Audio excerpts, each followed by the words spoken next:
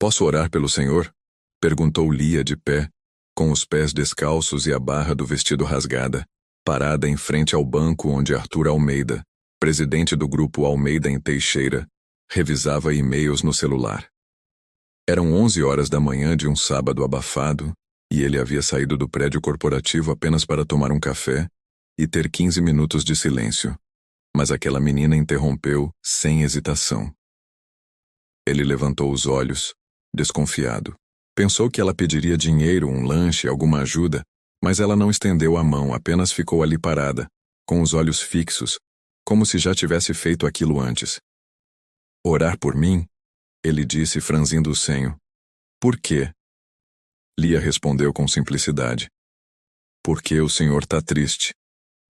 Arthur deu um sorriso breve, seco, querendo encerrar o contato, mas ela não saiu. Tá triste sim. A cara do senhor tá pesada. E ninguém que tá bem fica com o celular colado na mão e o olho perdido. Ele respirou fundo. Tinha tido uma semana com 3 reuniões canceladas, 2 decisões judiciais contra ele e uma notificação de que o próprio filho Caio, de 13 anos, havia mudado de cidade com a mãe sem sequer se despedir. Mas não ia contar isso para uma criança de rua. Você nem me conhece, respondeu. Lia fechou os olhos e começou a orar ali mesmo, sem tocar nele. Pediu que Deus ajudasse aquele homem a lembrar do que importava. Falou em voz baixa, sem rodeios, como se soubesse exatamente para quem falava. Arthur ficou estático. Quando ela terminou, ele perguntou seu nome. Lia, disse. E você mora onde, Lia? Agora em lugar nenhum, com a minha avó. A gente tá ali na praça. Arthur olhou na direção indicada e viu uma senhora de cabelo grisalho, sentada encostada no tronco de uma árvore, com o que parecia ser um cobertor fino no colo. Ela tá doente? Ela tem dor na perna.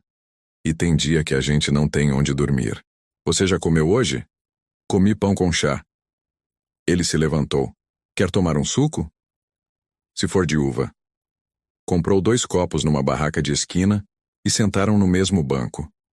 Lia tomou o suco como se já estivesse acostumada com aquele lugar, mas sem perder de vista cada movimento ao redor.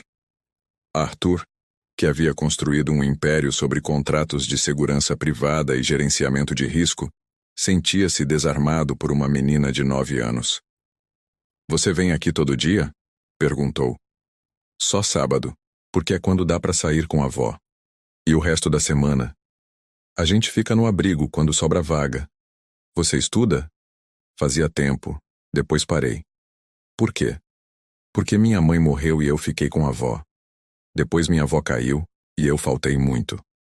Ele não respondeu. Apenas ligou para o motorista, Daniel, e pediu para vir buscá-lo. Você quer conhecer um carro com ar-condicionado? Lia riu. Com ar, não. Mas já andei de Kombi com a janela aberta. Arthur sorriu. Então vem comigo. Foram juntos até o carro. Daniel hesitou ao ver a menina. Tá tudo bem, senhor? Ela vai com a gente. Só hoje. Claro. Ao chegar no apartamento de cobertura no centro da cidade, a governanta Rosa se assustou. Senhor Arthur, quem é? Essa é Lia. E lá fora tá a avó dela, Dona Cecília. Elas vão ficar aqui por enquanto. Rosa não questionou. Ligou para a cozinha. Marina, a cozinheira, preparou sopa e pão. Lia comeu sem falar muito. Depois pediu para tomar banho. Rosa a ajudou. Quando voltou, estava de cabelo lavado e vestindo uma camiseta larga da filha de Rosa. Sentou no tapete da sala e começou a desenhar com os lápis de cor que achou numa gaveta. Arthur se aproximou. Tá desenhando o quê? O dia de hoje, do parque até aqui. Ele viu o desenho. Um homem de terno, uma menina de vestido e uma mulher sentada embaixo de uma árvore. E no canto do papel, uma frase. O senhor tá lembrando quem é. Arthur pegou o desenho e olhou fixamente. Depois se levantou, pegou o telefone e ligou para o advogado particular, Sérgio. Quero abrir uma fundação. Sobre o quê? Infância, educação e presença. Nome: Casa da Lia. Pra já. E naquela noite, enquanto Lia dormia no quarto de hóspedes e Cecília dormia tranquila após o remédio. Arthur sentou-se na poltrona da varanda, olhou a cidade inteira por cima da grade de vidro e, pela primeira vez em muitos anos, não sentiu vontade de voltar ao escritório na segunda-feira. No dia seguinte, Arthur acordou antes do sol. Caminhou pela sala em silêncio, passou pela porta do quarto de hóspedes e escutou a respiração leve de Lia e Cecília. Foi até a cozinha, encontrou Marina já preparando o café. "Dorme pouco, doutor?" ela perguntou. "Dormi o suficiente." Pegou um copo de água, saiu pela varanda e ficou ali parado, observando a cidade acordando. Às 6h40 ligou para Sérgio. "Tem alguma posição da papelada?" "Já estou com os formulários. Falta a assinatura. Posso ir até aí hoje?" "Vem antes do meio-dia. Quero ver isso resolvido." Lia acordou pouco depois. Encontrou Rosa na sala, pediu leite e ficou folheando um livro de receitas como se fosse um catálogo de brinquedos. Arthur se aproximou. "Dormiu bem?" "Muito." "Sua avó tá bem?" "Tá melhor. Disse que é o colchão." "Hoje quero te levar num lugar." "É longe?" "Mais perto do que parece." Saíram às 8.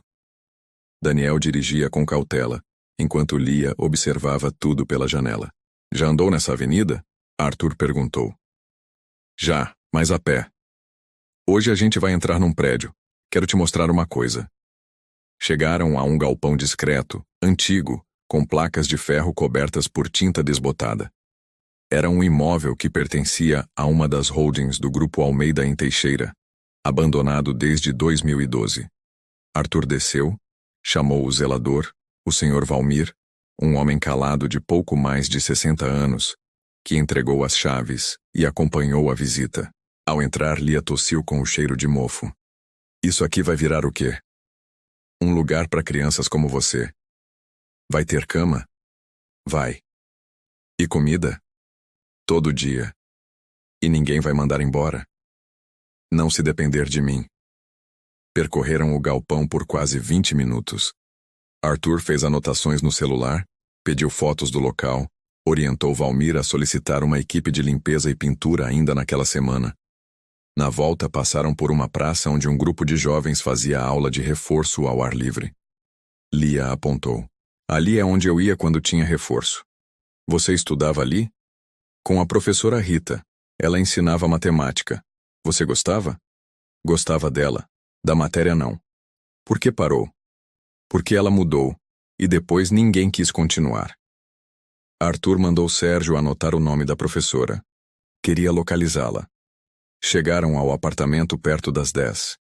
Cecília estava na varanda, lendo um livro emprestado da biblioteca de Rosa. "A senhora está melhor?" Arthur perguntou. "Não lembro quando foi a última vez que dormi sem dor. Temos um médico que virá hoje. O senhor é muito correto pra gente. Não é caridade, é compensação." Ela não insistiu, apenas fechou o livro e sorriu. O médico, Dr. Érico, chegou às 10h30. Atendeu Cecília com paciência, escutou o histórico dela, passou medicação de uso contínuo e recomendou exames mais completos. Às 11h15, Sérgio chegou com os documentos. "Está tudo aqui, basta assinar." Arthur leu linha por linha. "Vamos usar o nome Casa da Lia. Simples, direto. Ficará legalizado até segunda. Quero funcionando em 15 dias. Com licença da prefeitura? Se for preciso, com licença ou sem." Sérgio não respondeu. Arthur assinou. Ligou para Regina, a assistente pessoal que coordenava sua agenda havia 10 anos. "Cancela tudo até quarta-feira. Nada de reunião, evento ou jantar. Senhor, tem compromissos com o secretário de investimentos." Remarca. "E a diretoria do Grupo Espanhol? Se quiserem falar comigo, venham aqui." "O senhor tá mesmo falando sério?" "Mais do que nunca." À tarde, Arthur levou Lia até a sede principal da empresa. Subiram juntos. Funcionários nos corredores encararam os dois em silêncio. No andar da presidência, a secretária Vânia tentou impedir. "Senhor Arthur, a reunião de conselho não vai acontecer. Mas o presidente da holding está esperando." Ele pode continuar esperando. Entraram na sala. Lia olhou tudo. Tem prêmios demais. Acha exagerado? Acho que quem precisa saber que fez certo não pendura para todo mundo ver. Arthur riu pela primeira vez no dia. Pediu que Rosa buscasse Cecília. Queria que as duas vissem o que havia sido construído. E que vissem também o que estava prestes a ser desconstruído. Às 5 da tarde, sentaram todos juntos na varanda do apartamento. Marina trouxe bolo, suco, café. Lia desenhava no chão, com um lápis de cor. Arthur olhou e reconheceu os traços. Esse é o prédio da empresa? É. E esse aqui? É o galpão. E essa aqui? Sou eu e o senhor, sem terno. Ele sorriu, apoiou a mão sobre o papel e disse, obrigado. Lia não respondeu. Só continuou desenhando. Daniel apareceu na porta com o celular na mão. Senhor. O conselho da holding convocou uma assembleia extraordinária para quinta-feira. Parece que querem votar sua permanência. Arthur se levantou. Então é melhor eu preparar um discurso à altura. E voltou para dentro com passos firmes, sem hesitar, porque agora ele sabia exatamente o que estava defendendo. Na manhã seguinte, antes mesmo do sol nascer, Arthur já estava em pé. Não se vestiu com o costumeiro terno escuro, mas sim com uma camisa clara e calça de brim leve. Pegou um bloco de notas e começou a escrever à mão o que queria dizer na Assembleia Extraordinária da quinta-feira. Quando terminou, desceu até a cozinha, onde Marina preparava o café. Dormiu, doutor? Ela perguntou. Menos do que devia. Mais do que esperava. Lia apareceu logo depois com os cabelos bagunçados e descalça. Hoje tem coisa para fazer? Ela perguntou direto. Tem. Mas você decide se vai junto ou não. Ela assentiu com a cabeça e pediu leite. Enquanto tomava café com pão quente, Arthur ligou para Sérgio. Preciso de um parecer jurídico sobre o uso emergencial do galpão. Tem alguma brecha? Existe a figura de entidade de uso social provisório. Se for com fins humanitários, há respaldo. Mas não espere apoio do conselho. Eu não espero mais nada deles. Às 8h15 chegaram à sede do grupo. Dessa vez, Cecília foi também, levada por Daniel com auxílio de uma cadeira dobrável. Subiram direto para o auditório do 8º andar, onde cerca de 30 executivos, conselheiros e representantes do grupo já estavam reunidos. Regina, a assistente, tentou impedir. Senhor Arthur, não é apropriado trazer. Todos vão ouvir. Entraram juntos. O burburinho cessou quando viram a menina de vestido simples e a idosa entrando ao lado do presidente da holding. Arthur subiu ao palco improvisado. Eu sei o que estão pensando. Sei que alguns de vocês acham que eu enlouqueci, que me perdi emocionalmente, ou que estou usando a estrutura da empresa para fins pessoais. Então, antes que decidam sobre minha permanência, me escutem. Esta aqui ao meu lado se chama Lia. Ela me encontrou num parque público. Me pediu para orar por mim e me lembrou de quem eu era antes de virar o executivo que vocês conhecem. E esta senhora Cecília é sua avó, que mesmo doente e esquecida por todas as políticas públicas, carrega dignidade no olhar. As duas me acordaram. E eu não tô pedindo que vocês se comovam. Tô pedindo que parem de fingir que a gente não tem responsabilidade com quem é esmagado por essa estrutura que a gente mesmo construiu. Um dos conselheiros, Sérgio Murilo, ergueu a mão. E o que exatamente o senhor pretende fazer? Distribuir capital do grupo como esmola? Pretendo usar os recursos do meu patrimônio pessoal para construir a Casa da Lia. Um centro de acolhimento, educação e saúde para crianças em vulnerabilidade. E quem quiser se opor a isso pode ficar à vontade. Mas saiba, eu não tô recuando. Outro diretor, Camila Barbosa, tentou intervir. A sua imagem é vinculada à marca. Toda ação sua respinga na reputação institucional. Então talvez seja hora de a instituição repensar sua reputação. Porque se uma ação de acolhimento gera dano de imagem, é porque a imagem está errada. Um silêncio desconfortável tomou a sala. Arthur continuou. Eu vou fazer. Com ou sem o apoio de vocês. Quem quiser ficar, ótimo. Quem quiser sair, pode sair. Mas quem ficar, que entenda. Essa empresa vai ter lado. E o lado dela vai ser o de quem não tem ninguém. Desceu do palco. Não esperou palmas nem vaias. Apenas saiu com Lia e Cecília ao lado. No caminho até o elevador, Camila o seguiu. Você sabe que isso vai cair na imprensa, né? Deixa cair. Vão te pintar como desequilibrado, populista, inapropriado. Desde que não me chamem de omisso já vai estar melhor do que antes. Quando chegaram ao térreo, Daniel os esperava com o carro. No caminho de volta, Lia perguntou. O senhor ficou bravo? Não. Fiquei em paz. Mesmo eles reclamando? Quem reclama geralmente não entendeu nada. E eu tô tentando fazer com que eles entendam. De tarde, já no apartamento, chegaram os primeiros donativos. Camas, livros, brinquedos, caixas com uniformes escolares. Voluntários se apresentaram. Entre eles uma mulher de 30 e poucos anos de cabelo preso e olhar firme. Sou a professora Rita, ela disse. Lia me falou do senhor. Vim ajudar. Lia sorriu e correu para abraçá-la. Ela é de verdade, gritou. Arthur apertou a mão de Rita com força. Seja bem-vinda. No fim da tarde, a equipe da TV local bateu à porta. Recebemos relatos sobre o projeto. O senhor aceita dar uma declaração? Arthur hesitou. Depois assentiu. Vamos falar da fundação. Só dela. A matéria foi ao ar naquela mesma noite. Imagens da menina desenhando, da avó sorrindo, do galpão sendo preparado, e uma fala simples de Arthur. O dinheiro que construiu esse império pode no mínimo sustentar alguma esperança. Se não servir para isso, não serve para nada. Nas horas seguintes, o telefone não parou. Uns querendo parabenizar, outros se distanciar. Um repórter insinuou que tudo era jogada de marketing. Arthur respondeu com um texto publicado nas redes sociais da empresa. Marketing é quando se pensa em imagem. Isso aqui é memória.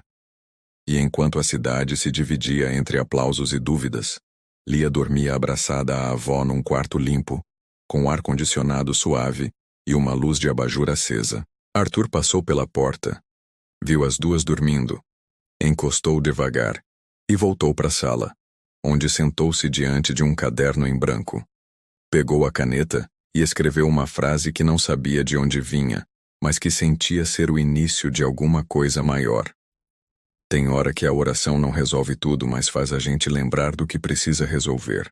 Depois fechou o caderno e olhou pela janela, com a certeza de que pela primeira vez em muitos anos, ele não estava mais olhando para a cidade de cima, mas de frente. Arthur acordou antes das 6 da manhã com o celular vibrando insistentemente. O nome na tela era de Rubens, seu assessor de imprensa. Arthur, a matéria da TV explodiu. Tá nos portais, redes, até colunista político comentando. Tão dizendo que você é o primeiro bilionário a se engajar de verdade com moradia e infância. Arthur, com a voz ainda rouca, respondeu apenas: ótimo. Vamos continuar trabalhando para merecer esse comentário. Desligou, se espreguiçou e caminhou até a varanda. O sol nascia, e Lia já estava acordada, sentada com um caderno de desenhos no chão. Tive uma ideia, ela disse sem levantar os olhos. A gente podia chamar a casa de Fundação Abraço, porque abraço é quando a gente tá sozinho e alguém lembra da gente. Arthur sorriu e respondeu: é exatamente isso. Cecília, a avó, também acordava, e Marina preparava café para todos. Ainda no café da manhã, Daniel chegou com o notebook na mão. As doações aumentaram mais de 400% desde ontem. Gente querendo ajudar com comida, móveis, serviços. E olha isso aqui. Uma arquiteta chamada Rosa propôs um projeto de reestruturação do galpão, sem custo. Arthur olhou para as imagens no computador e assentiu. Chama ela aqui? Às 10 da manhã, a sala estava cheia. A arquiteta Rosa, o advogado Sérgio, a professora Rita, Marina, Daniel, Lia, Cecília e 2 voluntários recém-chegados, Ana, estudante de pedagogia, e Mauro, técnico em enfermagem. Rosa mostrou plantas e disse: Com materiais simples e reaproveitados, consigo levantar o básico em 2 meses. Vai depender mais de mão de obra do que de verba. Arthur olhou para o grupo e disse: Então vamos começar hoje. Mandaram buscar ferramentas, madeira, tinta, cimento. Ligaram para vizinhos, abriram grupos nas redes, pediram voluntários. No início da tarde, chegaram os primeiros trabalhadores, um encanador desempregado, uma enfermeira aposentada, um jovem pedreiro recém-saído do sistema prisional. Marina distribuiu água e pão. Cecília sentou na entrada com sua cadeira de rodas e cumprimentava cada pessoa com um bem-vindo sussurrado. Lia entregava crachás improvisados feitos com cartolina.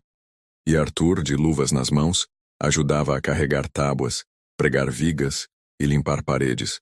Uma repórter apareceu de surpresa e perguntou: Por que o senhor está fazendo isso com as próprias mãos? Ele respondeu: Porque por muito tempo eu usei só as palavras. À noite, todos estavam exaustos, mas ninguém queria ir embora. Acenderam luzes improvisadas. Tocaram músicas baixinho de um rádio antigo. Uma jovem violinista apareceu e tocou por meia hora para as crianças que já começavam a frequentar o espaço mesmo sem estrutura. A emoção tomou conta. Marina chorava em silêncio. Mauro organizava uma lista de medicamentos. Ana montava um cronograma de atividades educativas. Rosa rabiscava no papel ajustes para tornar o espaço mais acolhedor. E então, chegou o carro preto, com vidros escuros, estacionando bem em frente ao portão. Dele saiu um homem engravatado com o crachá do Conselho Municipal. Senhor Arthur Vasconcelos? Perguntou. Arthur assentiu. O senhor foi notificado. Estão pedindo embargo imediato da obra por ausência de alvará e risco à segurança pública. A fundação não tem registro formal. E denúncias foram feitas sobre possível uso indevido de recursos privados para fins paralelos à holding da qual o senhor é sócio majoritário. Arthur pegou o papel da mão do fiscal. Leu sem expressão.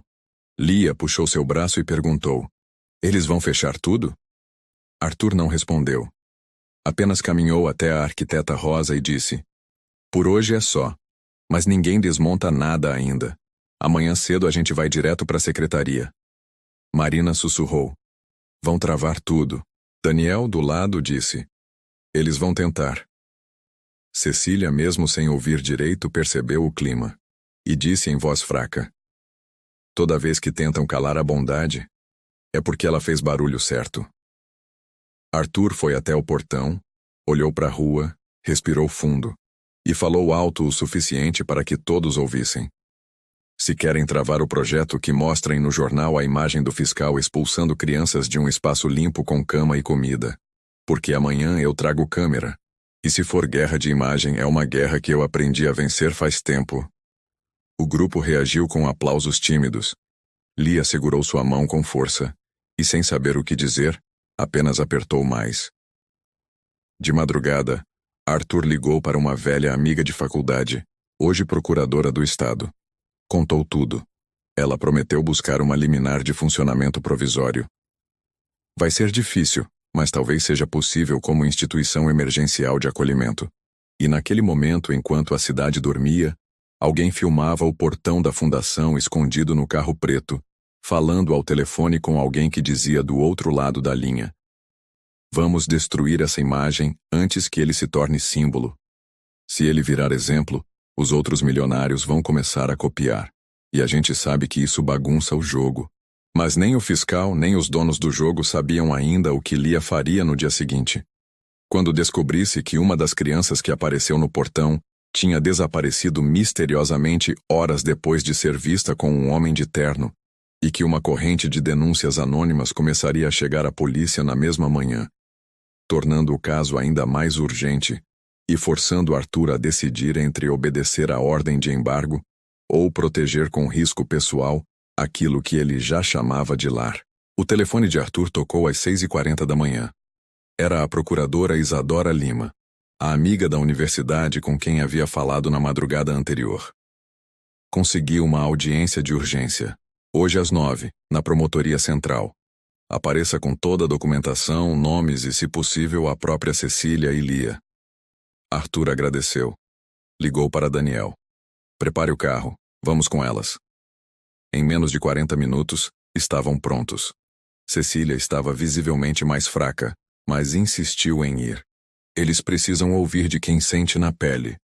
No caminho, Lia olhava pela janela e perguntava se ia doer contar a verdade.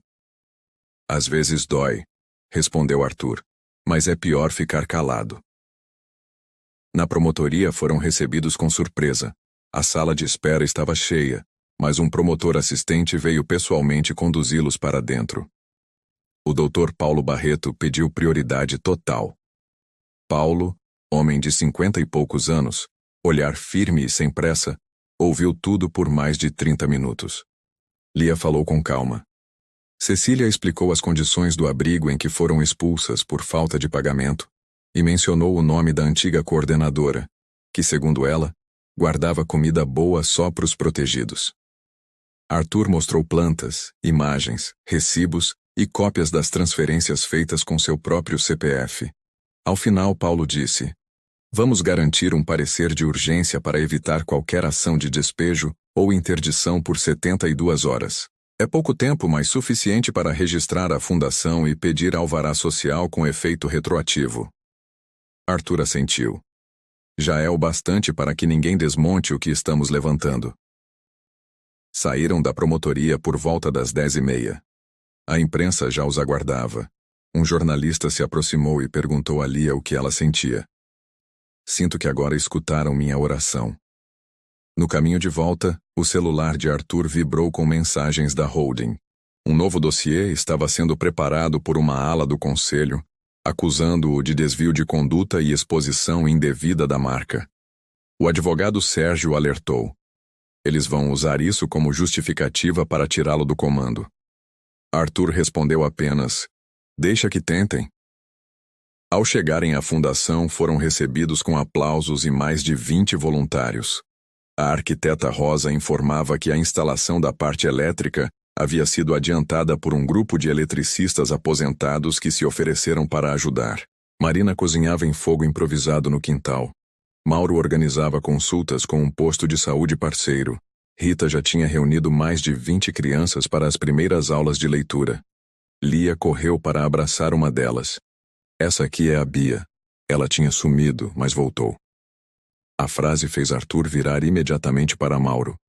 "Como assim tinha sumido?" "Uma vizinha disse que viu ela entrar num carro na terça-feira e só reapareceu ontem perto do terminal.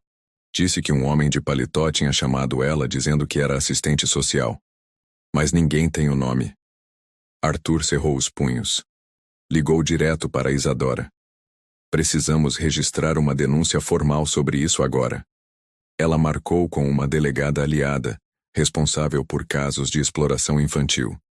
Às 13 horas, Arthur, Mauro, Rita e Lia estavam na delegacia. Bia ficou no abrigo com Marina e Rosa. A delegada, doutora Selma Vasques, ouviu tudo com atenção. Esse tipo de aliciamento não é novo, mas quando envolve alguém com aparência oficial é sinal de rede organizada. Arthur perguntou o que fazer. Primeiro, proteção reforçada no espaço. Segundo, registro de todas as entradas. Terceiro, as câmeras. O senhor tem imagens? Ainda não. Mas posso instalar hoje. Faça isso, e me avise se alguém estranho aparecer. Ao sair da delegacia, Lia perguntou a Arthur: "Você vai proteger a Bia?" "Vou proteger todas, inclusive você, mesmo que eles fiquem bravos. Mesmo que tentem me derrubar." E era exatamente o que acontecia. Naquela mesma tarde, 3 colunistas do mercado financeiro publicaram notas sobre o comportamento instável e emocional de Arthur Vasconcelos, sugerindo que seu afastamento seria o melhor caminho para resguardar o valor da marca diante de um projeto pessoal que mistura sensibilidade com risco fiscal. Sérgio alertou: "Arthur, a votação do conselho pode ser antecipada para amanhã." Arthur respondeu apenas: "Então a fala que eu preparei para quinta eu uso quarta." Na fundação, as atividades não paravam. Um artista plástico ofereceu murais para as paredes. Uma empresa pequena doou colchões. Um padeiro da periferia levou pães para o jantar. Lia organizava os nomes num caderno com desenhos. Esses são os que chegaram hoje, e esses os que voltaram. Ao ver o nome de Bia sublinhado com coração, Arthur sentiu uma fisgada no peito. Aquilo não era mais um projeto. Era um elo. E nenhum conselho, nenhum colunista e nenhuma acusação velada ia quebrar o que já se formava ali. Ao anoitecer, a delegada Selma ligou. Precisamos conversar. Descobrimos uma coisa sobre o carro que levou a Bia. E não é pequena. Arthur chegou à delegacia menos de 20 minutos depois da ligação da delegada Selma. Estava com Mauro, Sérgio e Daniel. Na sala, Selma os aguardava com 3 pastas abertas sobre a mesa e o rosto grave. Localizamos o carro que pegou a Bia. Placa clonada. Veículo registrado em nome de uma empresa de fachada no interior do estado. O motorista foi visto em outros bairros nos últimos meses tentando abordar outras meninas. Usava um crachá falso da assistência social. Isso confirma uma operação de aliciamento.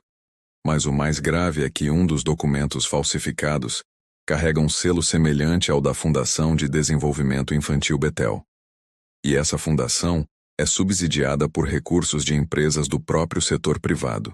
Inclusive, 3 delas são fornecedoras indiretas da holding da qual o senhor ainda faz parte. Arthur não respondeu. Olhou para Sérgio, que balançou a cabeça em silêncio. Selma continuou.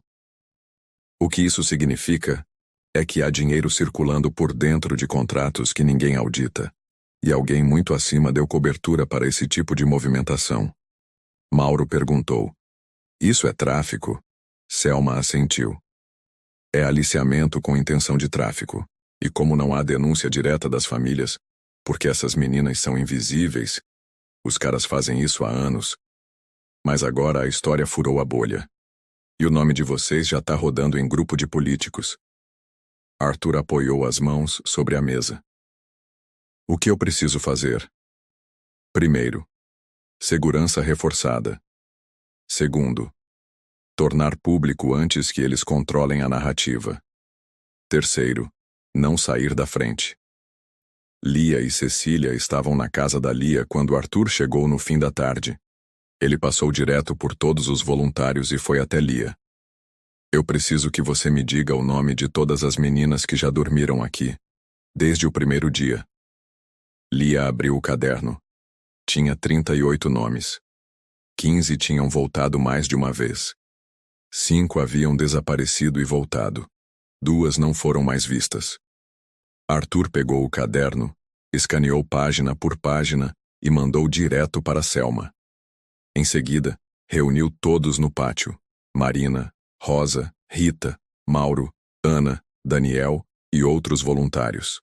A partir de agora, portão fechado, controle de entrada, câmeras instaladas, ninguém dorme sozinho, e toda criança que chegar será registrada com foto, nome, contato e o máximo de informação possível. Essa casa é alvo. Rosa perguntou. Alvo de quem? Arthur respondeu. De quem lucra com silêncio. Às 19 horas, a imprensa já publicava as primeiras matérias. Carro suspeito de rapto circulava com documentos falsos vinculados a projetos sociais terceirizados. Arthur Vasconcelos teria financiado sem saber entidades envolvidas com exploração infantil. Sérgio ligou. Arthur, isso vai bater na CVM. Eles vão te pressionar com processos de responsabilização. Arthur disse. Que tentem. Se entrarem com processo, a gente entra com denúncia criminal. Na mesma noite, Arthur convocou uma coletiva improvisada na própria casa da Lia. Câmeras posicionadas, um banner com o nome da fundação atrás e uma única mesa com ele, Selma e Lia sentados. Ele falou com voz firme. O que descobrimos é grave. Muito grave. A casa da Lia não é só uma iniciativa de acolhimento. Agora ela é evidência. E enquanto houver um nome, um rosto, uma menina que precise ser protegida, eu não vou recuar. A partir de hoje, esta casa tem proteção jurídica, apoio da promotoria e vigilância digital voluntária. Quem tentar derrubar vai aparecer. A coletiva durou 11 minutos, mas em menos de meia hora já era manchete nacional. Enquanto isso, nas redes, perfis anônimos começaram a publicar supostas fotos antigas de Arthur em festas com empresários investigados. Tentaram ligar seu nome a fundos irregulares e um escândalo de 12 anos atrás que envolvia o uso de laranjas na compra de terrenos em Paraty. Sérgio ligou. Eles começaram. Arthur respondeu. Então a gente vai até o fim. À meia-noite, já de volta ao apartamento, Arthur sentou-se na poltrona da varanda e olhou para o caderno de Lia, agora digitalizado e armazenado em nuvem. Pegou o celular. Ligou para Isadora. Se der tudo errado, você assume a fundação. Vai dar certo. Mas se não der, me promete. Prometo. Olhou para o céu, respirou fundo e entrou no quarto de hóspedes. Lia dormia com Cecília, ambas tranquilas. Na mesa de cabeceira, o mesmo caderno com os nomes. Ao lado, um bilhete escrito por Lia. Se amanhã tiver outro sumiço, a gente vai atrás. Sempre. Arthur guardou o papel no bolso. Amanheceria em poucas horas. E quando o sol subisse, ele precisaria encarar, não só o conselho da empresa, mas uma rede inteira que se movia no subterrâneo da cidade, pronta para silenciar qualquer tentativa de justiça que viesse do alto. Arthur chegou ao prédio da holding às 7h50 da manhã. Vestido com camisa branca de mangas dobradas, sem paletó, sem gravata. Daniel o acompanhava em silêncio, carregando uma pasta com documentos impressos, um pendrive com vídeos da casa da Lia e a cópia do boletim de ocorrência envolvendo o desaparecimento e reaparecimento de Bia. Na recepção, os seguranças hesitaram. Um deles falou discretamente ao rádio e, segundos depois, a porta de vidro foi destravada. Arthur atravessou o saguão como se fosse a primeira vez que pisava ali, mesmo sendo o fundador daquele império. Subiram para o 20º andar, onde o conselho de administração se reunia. A sala já estava lotada. Eram 10 conselheiros sentados ao redor da mesa de carvalho maciço, além de 3 advogados da holding e um representante da Comissão de Valores Mobiliários, chamado Marco Lins. Arthur entrou sem anunciar. Sentou-se na cadeira ao centro, abriu a pasta e colocou sobre a mesa apenas o caderno de Lia e o pendrive. "Podemos começar?" perguntou. O conselheiro Eduardo Peçanha, o mais antigo e opositor desde os tempos da fusão com o Grupo Espanhol, foi o primeiro a falar. "Antes de qualquer coisa, Sr. Vasconcelos, precisamos esclarecer se o senhor ainda deseja manter sua posição de CEO à frente do Grupo Almeida em Teixeira." Arthur respondeu com calma. "Se a pergunta for baseada em competência, nada me impede. Se for baseada em alinhamento ético, é essa a conversa que quero ter." Peçanha recostou na cadeira. O senhor misturou a imagem institucional da holding com um projeto pessoal, improvisado, sensível e altamente arriscado. Improvisado não, sensível sim, e arriscado apenas para quem lucra com o descaso. Marco Lins, o representante da CVM, interveio. "Senhor Vasconcelos, há indícios de que parte do capital transferido à fundação não passou pelo crivo do compliance da companhia." Arthur girou a tela do notebook e exibiu os comprovantes. "Esses repasses são de minha conta pessoal, sem interferência da holding. A fundação está registrada como pessoa jurídica independente, sem vínculo direto com o grupo." Marco analisou os documentos. "Nesse caso, a interferência se dá na imagem pública. O senhor assumiu postura de representação institucional mesmo agindo em nome próprio." Arthur olhou para os conselheiros. "Quando construí essa empresa, não fiz isso apenas para gerar lucro. Fiz para construir uma marca que não tivesse vergonha de olhar nos olhos das pessoas. Vocês querem que eu me cale porque a casa da Lia incomoda quem sempre se alimentou da ausência dos outros. E não vai acontecer." A conselheira Mariana Albuquerque, única mulher da mesa, pegou a palavra. "Arthur, eu te conheço há mais de 20 anos. Sempre te defendi aqui dentro. Mas você precisa entender que o mercado não tem paciência para emoções. E o mercado também não tem nome de menina desaparecida numa ficha de hospital. E agora ele vai ter." Arthur conectou o pendrive à tela da sala e exibiu uma sequência de imagens. Crianças chegando à casa da Lia, depoimentos de voluntários, vídeos de Cecília sorrindo ao lado de Lia, trechos da entrevista da professora Rita, E por fim, o trecho da coletiva em que a delegada Selma dizia: essa é uma investigação que envolve 3 fundações, 2 empresas de fachada e o desaparecimento de pelo menos 6 meninas em 4 bairros diferentes. Quando o vídeo terminou, Arthur ficou em silêncio. Ninguém falou. Marco Lins limpou os óculos. Mariana olhou para baixo. Peçanha respirou fundo. Arthur então abriu o caderno de Lia. Aqui tem 38 nomes. Alguns não voltaram. Outros chegaram calados, com medo. Outros foram parar na rua porque ninguém se importou. Isso aqui é o relatório mais verdadeiro que eu já recebi desde que virei executivo. E eu não vou abandonar isso porque vocês acham que reputação é mais importante que dignidade. Marco Lins suspirou. Senhor Vasconcelos, o conselho vai deliberar. Deliberem. Arthur se levantou.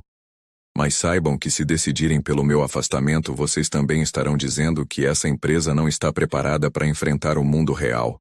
O mundo onde as crianças somem e ninguém liga. O mundo onde quem tem tudo se recusa a dar o mínimo. E se for esse o recado que querem dar, então tenham coragem de colocar isso em ata. Saiu da sala com Daniel atrás. Não falou nada até entrar no elevador. Quando as portas se fecharam, soltou o ar pela boca e disse apenas: agora é com eles. Do lado de fora, no térreo, repórteres já o aguardavam.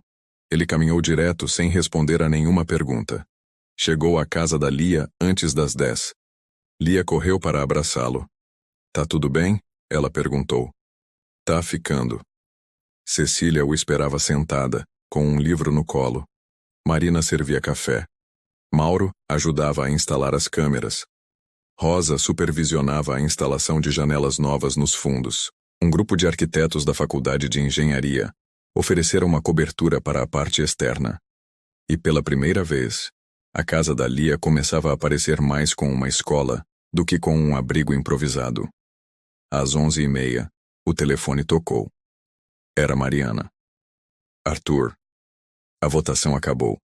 E? Ficou empatado, 5-5. E o desempate? Marco Lins votou por sua permanência, condicionada à separação total entre sua imagem pessoal e a marca do grupo, e com recomendação pública de que você não fale em nome da empresa. Aceito. Mas você sabe que isso não encerra a guerra, né? Nunca achei que seria fácil.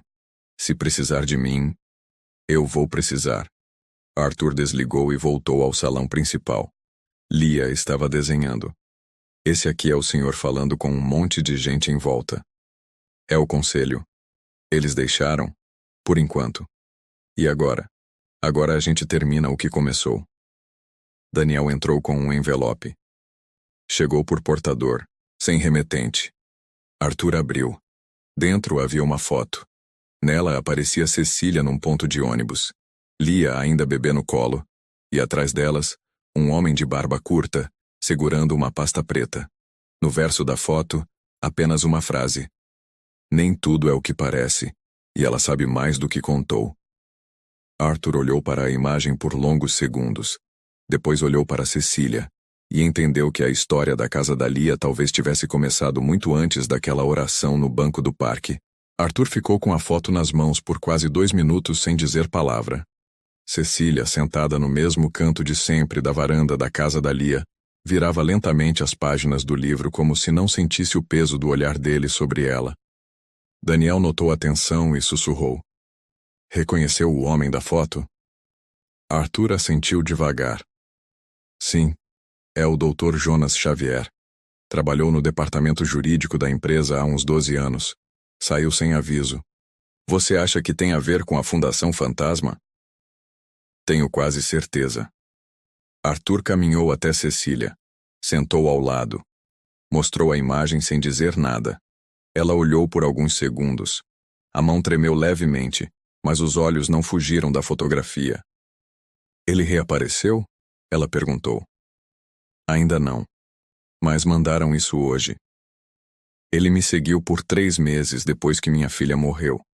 Aparecia em lugares onde a gente pedia ajuda. Ficava calado, com o mesmo olhar. Depois um dia me entregou uma carta e sumiu. Você guardou? Não. Queimei. Por quê? Porque ele disse que se alguém achasse aquela carta, a gente ia sumir também. Arthur apertou os olhos. Você nunca me contou isso. Porque você estava olhando só pra frente. E tem coisa que a gente só conta pra quem olha de lado também. Arthur levantou-se, ligou para Isadora e pediu que ela levantasse qualquer informação recente sobre Jonas Xavier. Ela prometeu retornar em 2 horas. Enquanto isso, Mauro trouxe uma menina nova até a casa. Tinha 7 anos, se chamava Yasmin, cabelo raspado de um lado, e vinha do mesmo terminal onde Lia e Cecília tinham passado dias dormindo antes do encontro no parque. Ela chegou perguntando se esse era o lugar da menina que desenha com corações, contou Mauro. Lia apareceu correndo e a abraçou de primeira. Você tá segura agora? Enquanto as duas se sentavam no chão para desenhar, Marina organizava doações de roupas e alimentos, e Rita reunia outras crianças para uma roda de leitura com histórias sobre coragem e medo. Rosa orientava os voluntários que instalavam divisórias para mais privacidade nos dormitórios. E mesmo com o calor, ninguém parecia cansado. Às 13h15, Isadora ligou de volta. Arthur, descobri que o Jonas Xavier está hoje em nome de uma firma de advocacia que presta serviço para 3 fundações de fachada. E mais, ele é réu em um processo por obstrução de investigação num caso de adoção ilegal arquivado há 8 anos. Sumiu logo depois. Mas alguém renovou seu registro profissional há 3 meses em nome de uma empresa registrada em Belo Horizonte. Consegue o endereço? Tô tentando com um conhecido no cartório. Mas tem mais. 2 das fundações onde ele atua estão ligadas ao mesmo grupo que financiou a Fundação Betel. Ou seja, estamos cercando o mesmo círculo. Arthur chamou Sérgio. Preciso de você em Belo Horizonte ainda essa semana. Quer que eu vá pessoalmente? Não, eu vou. Arthur, você não pode sair agora. Tem assembleia de reconfirmação do conselho na semana que vem, e os bastidores estão se movendo. Se eu não sair agora, a gente perde quem tá por trás. Lia, sem querer, ouviu parte da conversa. Você vai embora? Vou voltar logo, mas preciso descobrir quem tá fazendo isso com vocês. Vai sozinho? Vou com Daniel. Promete que volta? Prometo. No dia seguinte, Arthur pegou um voo às 6h45 com Daniel. Chegaram em Belo Horizonte pouco depois das 8h30. Foram direto ao endereço da empresa registrada no nome de Jonas Xavier. Um edifício comercial antigo, 3 salas ocupadas, nenhuma com placa visível. Falaram com a recepcionista. Doutor Jonas? Não conheço. Mas tem um homem que chega sempre às quartas. Nunca diz o nome. Amanhã é quarta. Então apareçam cedo. Voltaram ao hotel e passaram o resto do dia com Isadora por telefone, alinhando a documentação, planejando como conseguir mandado de busca se necessário, e como proteger a identidade das crianças ligadas ao processo. Enquanto isso, na casa da Lia, um homem estacionou uma moto preta a 100 metros do portão.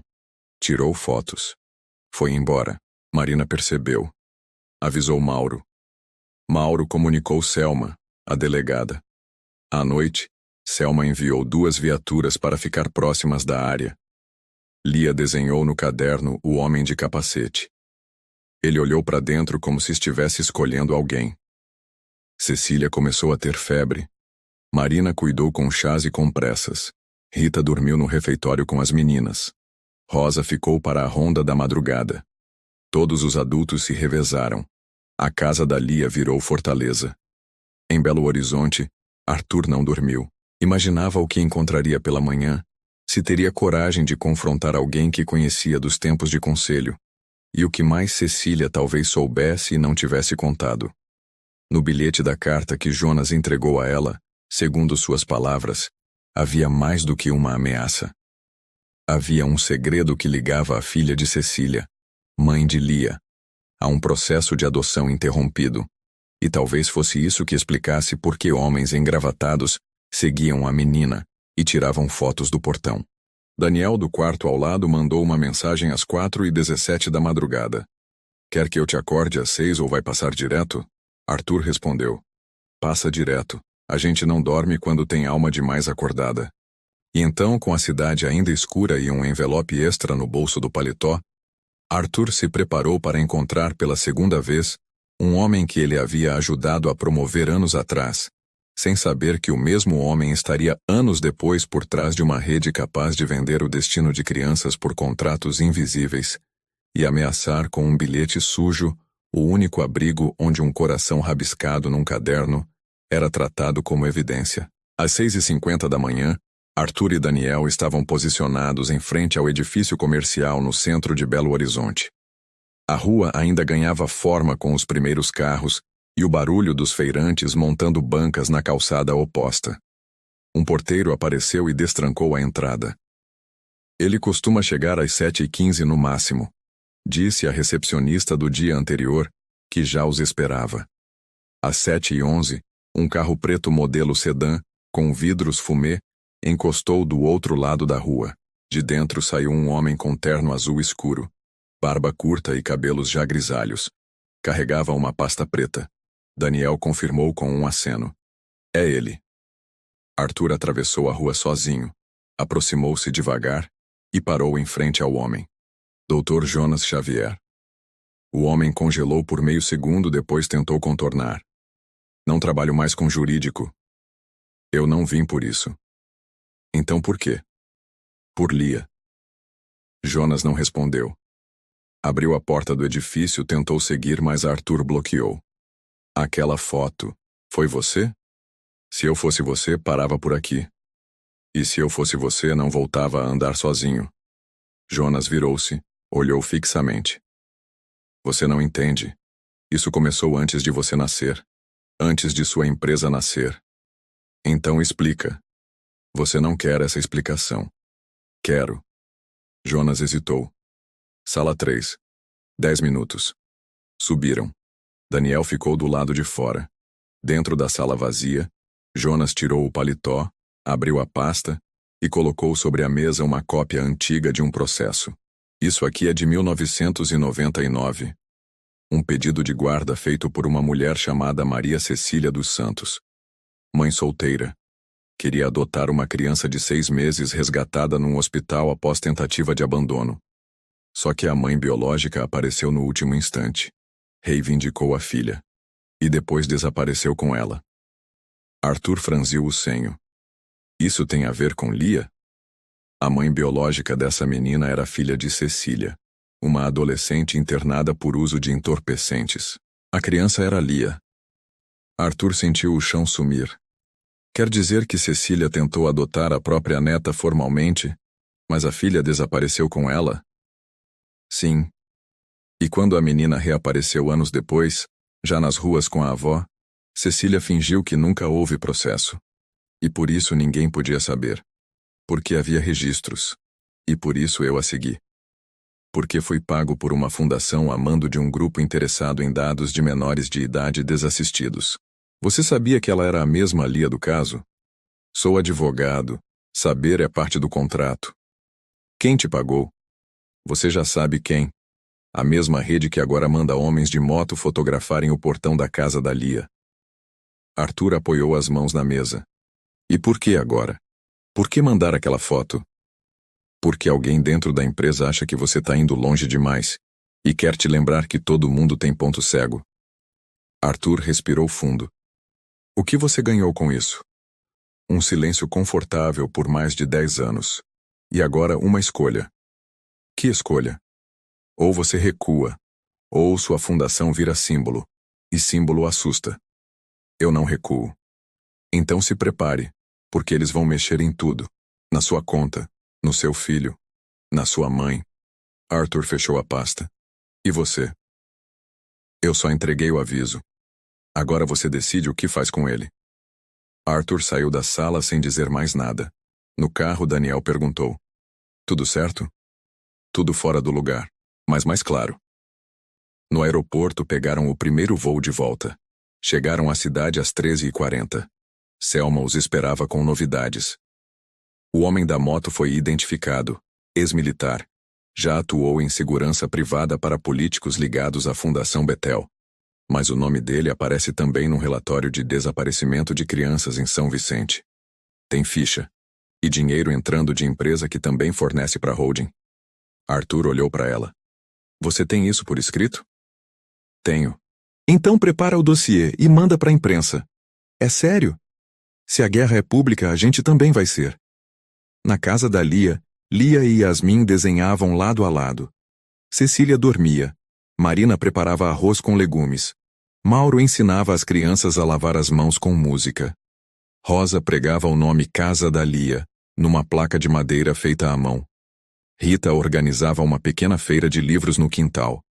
O lugar que nasceu de um gesto virou abrigo, escola, mural e santuário. E naquela tarde, às 15h27, enquanto o grupo montava um varal com desenhos feitos pelas crianças, Lia entregou a Arthur um envelope colorido. É presente. Dentro, havia uma folha onde Lia havia escrito com sua letra ainda torta. Se um dia o senhor esquecer de novo, lê isso. A gente só precisa de alguém que acredite. E no verso, desenhou o rosto de Arthur ao lado do dela. Coração entre os dois. Círculo ao redor. E do lado escreveu: proteção é coisa de verdade. Arthur dobrou o papel e guardou no bolso. Na mesma hora, o telefone vibrou. Era Mariana do conselho. Arthur, estão reunidos. Anteciparam de novo. Querem te derrubar até sexta. Ele respondeu sem hesitar. Então chama a imprensa. A gente vai fazer isso ao vivo. E pela primeira vez desde que assumiu o cargo, Arthur Vasconcelos preparava não apenas uma defesa, mas um ataque. Um ataque que não era só por ele, mas por cada nome do caderno, cada criança do quintal, cada mulher invisível que segurava o mundo em silêncio, e cada oração que foi feita sem ninguém escutar. Arthur passou a noite em claro escrevendo à mão os tópicos da coletiva que faria no dia seguinte. Não queria assessoria, não queria marqueteiro, não queria linguagem corporativa. Queria a verdade. Verdade crua, escrita em caderno, com vírgulas fora do lugar, mas com sentimento onde devia estar. Às 5 da manhã ligou para Mariana. Tem certeza disso, Arthur? Ela perguntou. Absoluta. Vamos fazer na casa da Lia. Com a imprensa toda? Com quem tiver coragem de ouvir. Ligou para Selma e Isadora. Pediu proteção. Ligou para Sérgio. Pediu blindagem legal. Ligou para Daniel. Pediu apoio logístico. Às 7h45 já havia um caminhão com estrutura de palco estacionado na rua lateral da fundação. Um telão foi montado. A frente da casa recebeu flores trazidas por vizinhos. Voluntários penduraram cartazes com frases desenhadas pelas crianças. Aqui mora o respeito. A oração dela virou tijolo. Um coração não se demite. Às 9h20, jornalistas começaram a chegar. Às 9h50, Lia já estava ao lado de Cecília com roupa simples e cabelo preso por um laço roxo. Marina trouxe bolo e café para quem aguardava. Mauro organizava o espaço de entrada. Rosa pendurava mais cartolinas. Às 10 em ponto, Arthur subiu no pequeno tablado montado com madeira reaproveitada. O microfone chiou uma vez, mas ele não se incomodou. Respirou fundo. Olhou para o público, depois para as câmeras, e começou. Há algumas semanas eu sentei num banco de parque com um celular na mão e a alma vazia. Uma menina chegou e me perguntou se podia orar por mim. Aquilo mudou tudo. Aquela menina se chama Lia. E ela é a razão de tudo que está acontecendo aqui. Olhou para Lia, que sorriu discreta. Hoje esta fundação abriga mais de 40 crianças. Alimenta, acolhe, ensina. E ao mesmo tempo, escancara a podridão de um sistema que finge proteger enquanto fatura com o abandono. Arthur então sacou um envelope. Aqui estão os registros bancários que ligam entidades fantasmas a contratos firmados com empresas que prestam serviço ao Grupo Almeida em Teixeira, do qual sou fundador. Aqui estão imagens de homens ligados a essas fundações tentando aliciar crianças. Aqui estão nomes de políticos, empresários e intermediários que lucraram com o desaparecimento de vozes como a da Lia. E agora, essa voz vai ecoar mais alto. O público se calou. As câmeras filmavam. Arthur continuou. Tentaram me afastar da empresa que eu mesmo construí. Tentaram me pintar como instável, desequilibrado, emocional. Mas o que eles não entenderam é que quando um homem vê o rosto de uma criança assustada e entende que tem poder para protegê-la, não existe estabilidade maior do que agir. Arthur desceu do tablado. Caminhou até Cecília. Ajudou-a a levantar. Pegou sua mão. Essa mulher aqui guardou um segredo por anos. Por medo. Por sobrevivência. E mesmo assim criou uma neta com dignidade. Essa fundação também é dela. Um jornalista perguntou: Senhor Vasconcelos, isso é o fim da sua carreira como CEO? Arthur respondeu sem hesitar: Isso é o começo da minha vida como homem. Outro repórter perguntou: O senhor vai entregar esses documentos à justiça? Já entreguei. O senhor pretende transformar isso num movimento nacional? Não. Pretendo transformar em prática local. Onde uma criança precisar, que nasça outra casa da Lia. E que não precise do meu nome para existir. Selma subiu ao palco. Confirmou as denúncias. Disse que o inquérito estava em andamento. Isadora afirmou que já havia encaminhado os nomes à promotoria. E quando todos pensaram que era o fim, Arthur disse: Hoje de manhã, enquanto preparava essas palavras, recebi um e-mail anônimo. Nele havia um vídeo. O vídeo mostra a entrada de um prédio. 3 crianças entram. Só 2 saem. Isso aconteceu na sede da Fundação Betel. A terceira criança nunca foi registrada. Ele mostrou o vídeo no telão. As imagens eram granulosas, mas nítidas. A data era de 3 meses atrás. A comoção foi imediata. Alguns jornalistas choraram. Voluntários seguravam cartazes com os nomes das crianças já acolhidas. Lia escreveu em silêncio num papel: Ela ainda está viva? Arthur viu e respondeu apenas: Agora todos sabem. Na mesma tarde, 5 veículos de imprensa internacional publicaram matérias sobre o caso. 3 políticos se pronunciaram. 2 ONGs entraram com pedido de investigação federal. E à noite o prédio da holding foi cercado por manifestantes com faixas pedindo a permanência de Arthur e a investigação de todos os contratos com entidades sociais suspeitas. Enquanto isso, na casa da Lia, uma nova menina foi deixada no portão. Tinha 4 anos. Não falava.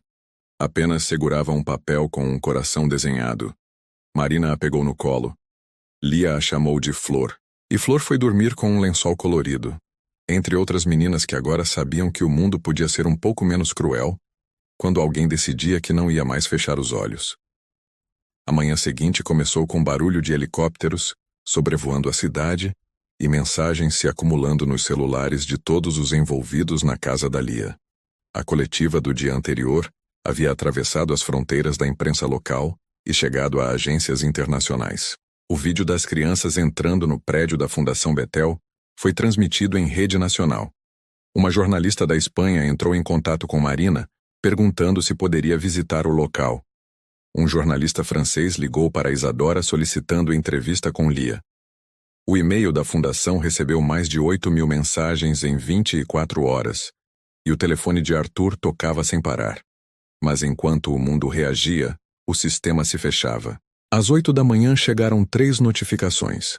Uma da Receita Federal solicitando explicações sobre movimentações patrimoniais, outra da CVM pedindo detalhes sobre contratos firmados nos últimos 5 anos com entidades sociais, e uma terceira, da própria holding, convocando assembleia extraordinária com pauta única. Afastamento imediato por quebra de conduta estatutária. Mariana ligou em seguida. Eles estão dispostos a tudo, Arthur. Você precisa saber disso. Eu já sei. E agora vou mostrar que eu também. Arthur pediu a Daniel que organizasse um encontro com os maiores acionistas minoritários. Quero todos eles numa sala, hoje, antes da assembleia. Eles não costumam se misturar. Hoje vão. Às 10h20 da manhã, 23 acionistas estavam reunidos num salão de hotel. Arthur entrou sozinho, sem papel na mão. Falou por 37 minutos. Contou a história desde o parque, Lia, Cecília, o caderno de nomes, os contratos podres, a tentativa de silenciamento, a pressão do sistema. Ao terminar, apenas disse: Vocês têm capital aqui dentro, mas quem tem coração, que fale agora. Um dos mais antigos, Sr. Álvaro Campos, dono de uma cadeia de farmácias, levantou e disse: Nunca achei que fosse votar com o coração, mas depois do que vi ontem, é a única forma de dormir em paz. 15 outros seguiram, a maioria silenciosa. Todos sabiam que os votos dele sozinhos não derrubariam o peso do bloco dominante. Mas Arthur precisava que o sistema interno sentisse que ele não estava só. Às 11h30, chegou à sede da holding. A entrada estava cercada por repórteres e manifestantes. Cartazes com frases como "Quem protege não pode ser punido" e "Toda criança é sócia do futuro" tremulavam ao vento. Arthur entrou sem escolta. No elevador, encontrou Peçanha. "Veio cair com estilo?" perguntou o conselheiro. "Vim ficar de pé com verdade." Entraram na sala. Estavam todos lá. 10 conselheiros, 3 advogados, 2 auditores externos e um representante do Ministério Público que fora convidado como observador. Arthur pediu a palavra. "Antes de votar, eu gostaria de apresentar um relatório final." Peçanha negou. "A pauta já está posta." Mariana interveio. "Estamos diante de uma situação excepcional." Um dos advogados concordou. Arthur então conectou seu notebook à tela e exibiu uma planilha com dados detalhados. Nomes de entidades, contratos, datas, valores, vínculos indiretos com membros do conselho. Alguns nomes ali eram velhos, conhecidos de todos. Outros, surpresa. Arthur não acusou ninguém diretamente. Apenas disse: "Se votarem pelo meu afastamento, estarão arquivando tudo isso. E se me mantiverem, estarão dizendo que o grupo pode se regenerar." O procurador assistia em silêncio. Ao final da apresentação, Mariana propôs a suspensão da votação até que os dados fossem analisados. Peçanha discordou. Houve discussão, votação. E pela primeira vez em anos a mesa se dividiu. 5 votos pela suspensão. 4 contra. 1 se absteve. Mariana sorriu. Suspensa por prazo indeterminado. Arthur saiu da sala sem comemorar. Sabia que não vencera. Apenas comprara tempo. No mesmo dia recebeu uma mensagem de Jonas Xavier. "Você não ganhou. Só pisou no chão minado." Ele respondeu: "Então eu vou atravessar correndo." Na casa da Lia, as crianças almoçavam arroz, feijão e legumes. Rosa organizava um grupo para a pintura dos muros. Mauro aplicava curativos em 2 meninos que chegaram com ferimentos leves. Selma apareceu com reforço da polícia para a vigília externa. E Cecília, mesmo fraca, sentou-se no quintal e contou histórias para 4 meninas novas. Lia desenhava no caderno um novo nome. "Essa aqui é a Ana Beatriz. Ela veio da cidade vizinha. A mãe foi embora, o pai sumiu, ela chegou com um papel na mão." Arthur pegou o papel. Nele apenas uma frase: "Ou você me protege, ou ninguém vai me ver." E naquela tarde, enquanto a cidade ainda decidia quem estava certo, a casa da Lia não esperava mais por justiça. Ela apenas fazia. Tijolo por tijolo, nome por nome, até que ninguém precisasse pedir para ser visto. Nas primeiras horas da noite, a suspensão da Assembleia na holding já gerava reações em cadeia. 4 veículos de imprensa transmitiam ao vivo comentários de especialistas em governança, alegando que o caso de Arthur Vasconcelos poderia se tornar um divisor de águas na relação entre grandes empresas e responsabilidade social real. Um dos maiores acionistas estrangeiros publicou uma carta de apoio público à manutenção de Arthur e ao projeto da Casa da Lia, destacando que capital sem ética é cimento solto. A repercussão gerou incômodo em conselheiros mais antigos, que viram suas imagens associadas a um possível boicote institucional contra o acolhimento infantil. Peçanha, irritado, tentou convencer os demais a retomar a Assembleia por via judicial, mas Mariana já havia protocolado pedido formal de auditoria independente, blindando qualquer decisão precipitada. Na casa da Lia, Arthur observava os últimos movimentos do dia. Flor, a menina mais nova, brincava com um carrinho de plástico. Pia ajudava a professora Rita a organizar os livros. Mauro preparava uma lista de vacinas pendentes. Marina escrevia um cardápio semanal para a alimentação das crianças. Lia sentou-se ao lado de Arthur com um caderno novo. Esse aqui é só para nomes que a gente ainda vai encontrar. Ele leu. Pedro, Jéssica, Rafa, Ana, Tico, Luzia. Todos desapareceram? Todos apareceram no portão, mas nem todos ficaram. Arthur sentiu a garganta secar. Pensou em Jonas. Nos contratos, nas imagens, nos nomes apagados ao longo de anos. Pegou o telefone e ligou para Selma. A gente precisa começar um cadastro nacional, mesmo que seja simples. Nome, onde foi visto, com quem estava, data, traço marcante. Não pode depender do sistema. Tem que começar aqui. Selma topou na hora. Te mando uma equipe pequena amanhã cedo. No mesmo instante, Daniel recebeu um alerta. O sistema de câmeras da frente da fundação havia registrado 2 homens observando a fachada por quase 10 minutos. Rosto coberto, roupas comuns, mas postura de vigilância. Marina reconheceu um deles. Esse homem tentou falar com Flor na praça antes dela aparecer aqui. Disse que era tio dela. Arthur ligou para Isadora. Temos que oficializar proteção para as crianças. Não pode mais ser só vigilância informal. Isadora acionou a Defensoria Pública. Às 23 horas, chegou à casa da Lia um representante do Programa Federal de Acolhimento Provisório, que fez o primeiro levantamento formal das crianças ali presentes. 15 estavam sem documentação. 4 tinham boletins de ocorrência por desaparecimento arquivados. 2 tinham mandado judicial de reintegração familiar em aberto, mas nenhuma condição de voltar para casa. Arthur assinou um termo de responsabilidade civil, assumindo o risco até que a fundação fosse regularizada como instituição de assistência integral. A partir de agora, cada nome nesse caderno é meu também, disse ele ao representante. E assinou com uma letra firme. Na manhã seguinte, uma nova reportagem do jornal O Observador trouxe trechos inéditos de contratos internos da holding, revelando que pelo menos 6 fornecedores listados nos últimos 5 anos tinham vínculos diretos com entidades sob investigação. A diretoria de comunicação da empresa tentou emitir nota negando envolvimento, mas foi desmentida em menos de 1 hora por prints de e-mails e atas arquivadas. O presidente do Conselho de Ética do grupo, pressionado, emitiu comunicado afirmando que a governança falhou ao permitir contratos sem due diligence apropriada e que as denúncias levantadas por Arthur Vasconcelos precisavam ser tratadas com máxima prioridade. A crise era institucional e, ao mesmo tempo, as doações para a casa da Lia dobravam. Uma grande editora doou 200 livros. Uma empresa de móveis ofereceu reformar todos os quartos. Um instituto de pedagogia anunciou um programa de capacitação para professores e voluntários. E então veio a ameaça. Um envelope preto deixado na portaria do prédio onde Marina morava. Sem remetente. Dentro, uma única folha, com a frase: toda fundação tem um alicerce. Se a gente mexer nele, tudo cai. Arthur mandou periciar o papel. Era a 4ª mensagem com ameaças indiretas em menos de 2 semanas.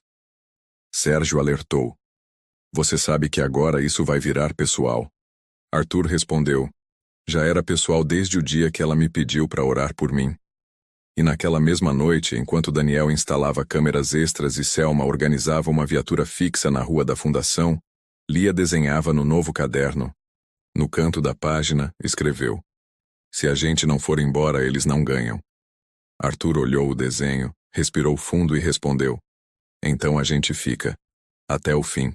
E o fim começaria na manhã seguinte, quando uma liminar de urgência ordenaria a paralisação de todas as atividades da casa da Lia, até que a documentação fosse regularizada, forçando Arthur a fazer a escolha mais difícil até ali: obedecer à ordem judicial ou manter as portas abertas e assumir o risco de ser preso por desobediência civil. Arthur acordou às 5:30 da manhã com Daniel batendo na porta do quarto. Trazia um envelope branco lacrado e o rosto tenso. Chegou agora. Deixaram com aviso de urgência. Arthur abriu. Era uma liminar expedida pela 4ª Vara de Registros e Infância determinando a suspensão imediata de qualquer atividade na casa da Lia. O documento alegava a ausência de alvará, não homologação da entidade como fundação assistencial e descumprimento de normas básicas sanitárias. A multa pelo descumprimento seria de R$50 mil por dia. E o risco de responsabilização penal, por manter menores sob responsabilidade informal, recaía sobre Arthur diretamente. Ele se levantou, vestiu a camisa branca ainda amassada e ligou para Isadora. Chegou a liminar. Já vi. O juiz responsável é conhecido por cumprir letra de cartilha, sem margem. Mas tem brechas, só que vai levar tempo. Quanto tempo? 3 dias, se não houver interferência política. E se eu não cumprir? Você pode ser preso por desobediência civil. E vão tentar tirar sua guarda sobre todas as crianças que estão registradas informalmente como sob seus cuidados. Arthur desligou. Caminhou até o quintal da casa da Lia. Era cedo, mas Lia já estava acordada, ajudando Marina a separar as frutas para o café. Mauro varria o corredor. Rosa desenhava no papel o novo jardim dos fundos. Rita dormia ao lado das meninas mais novas. Flor dormia com um lápis na mão. Arthur chamou Mauro e Selma, que havia passado a noite de plantão. Recebemos a liminar. Querem fechar. Selma reagiu com raiva contida. Essa decisão é política. Vem de cima.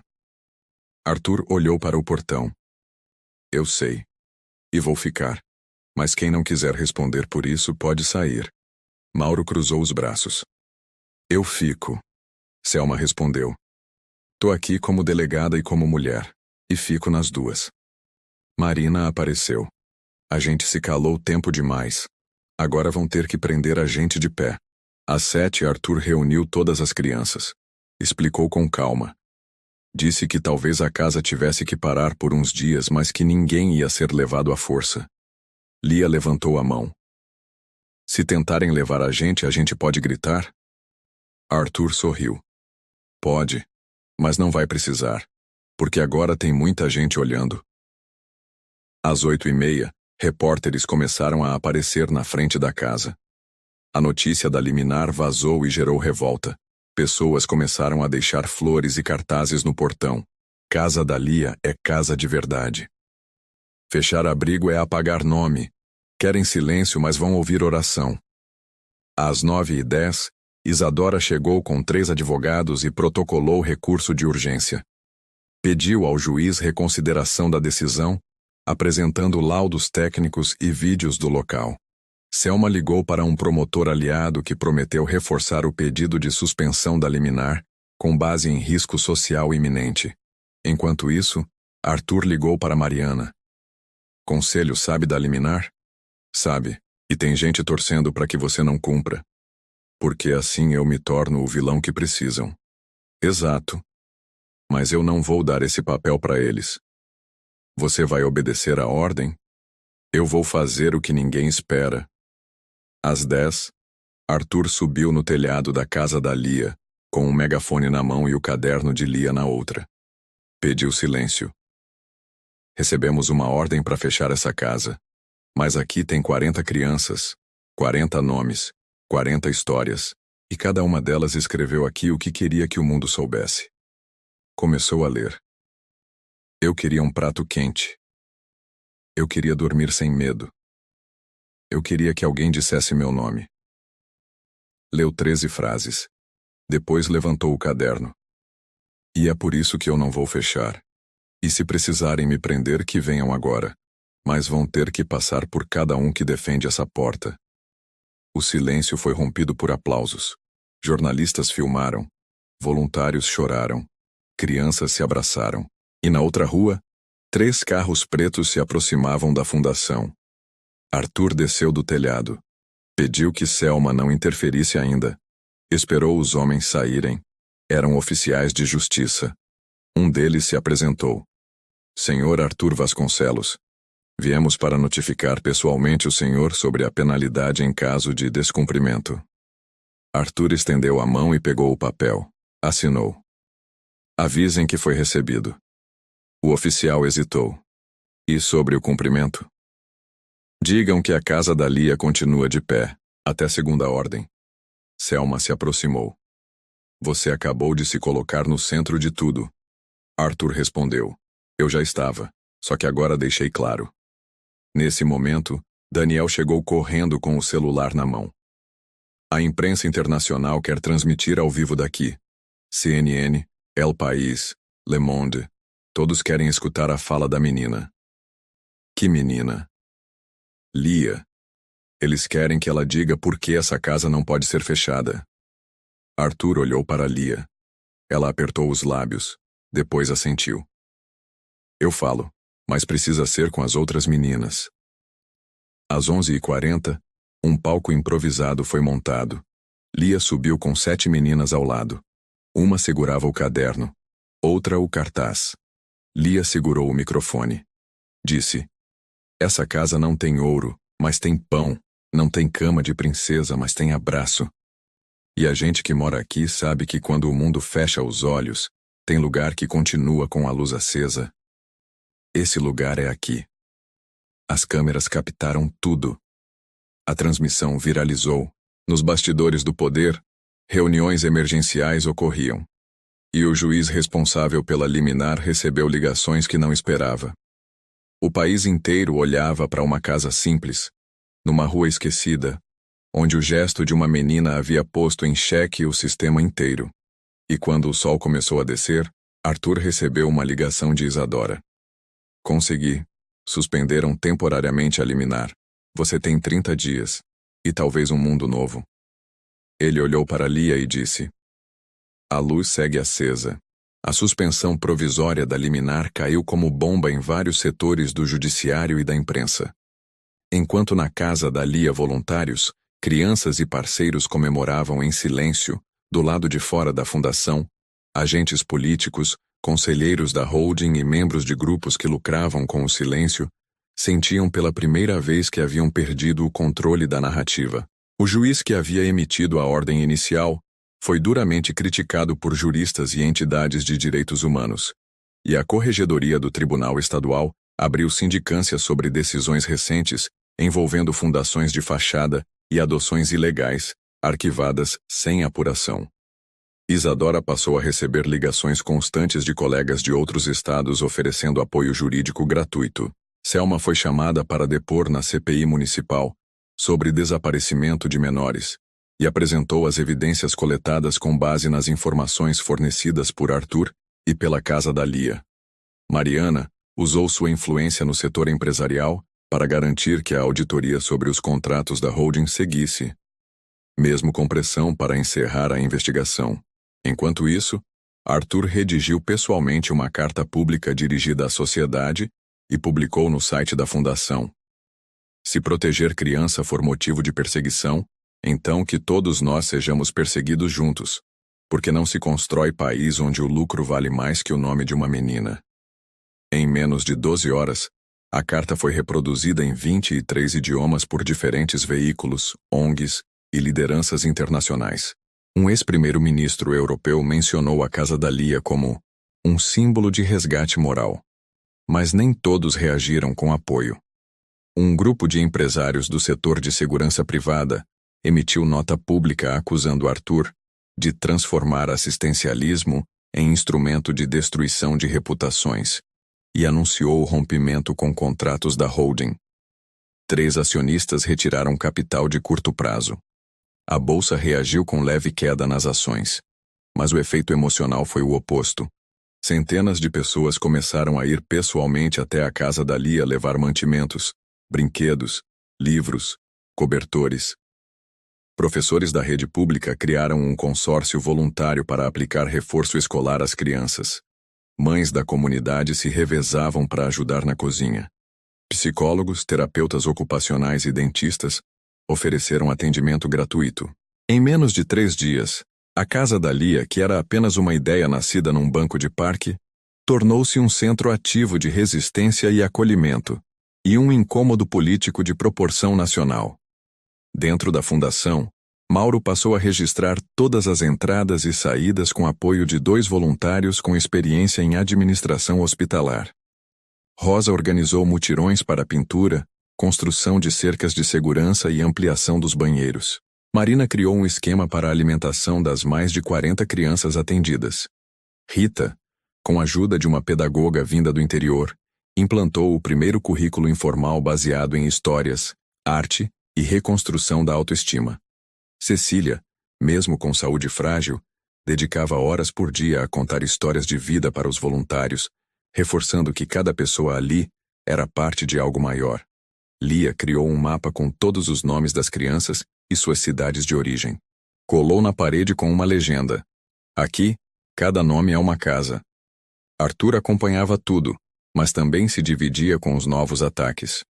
Um processo foi aberto na corregedoria da empresa, alegando conflito de interesses e utilização indevida de imagem institucional para fins pessoais.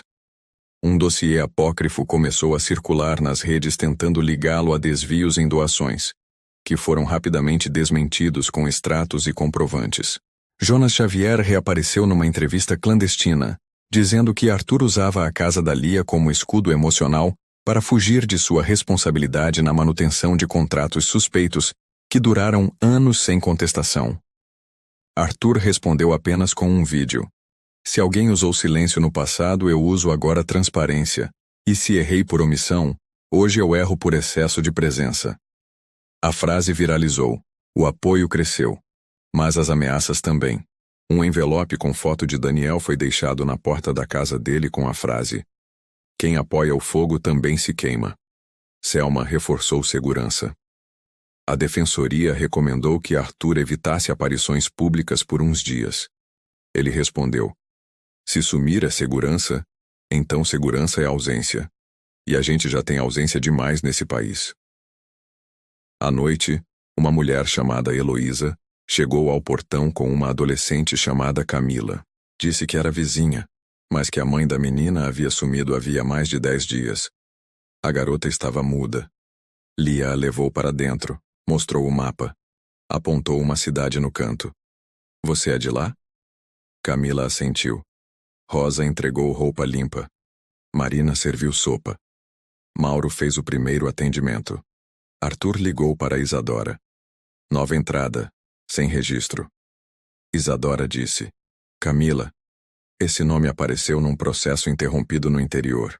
Pode ser uma das 3 meninas envolvidas numa denúncia que foi engavetada por um promotor afastado há 2 meses. Você consegue puxar? Consigo, mas preciso de permissão formal dela para usar os dados. Arthur foi até Camila. Explicou com calma. Ela pegou a caneta tremendo e assinou apenas com as iniciais. Selma confirmou a identidade.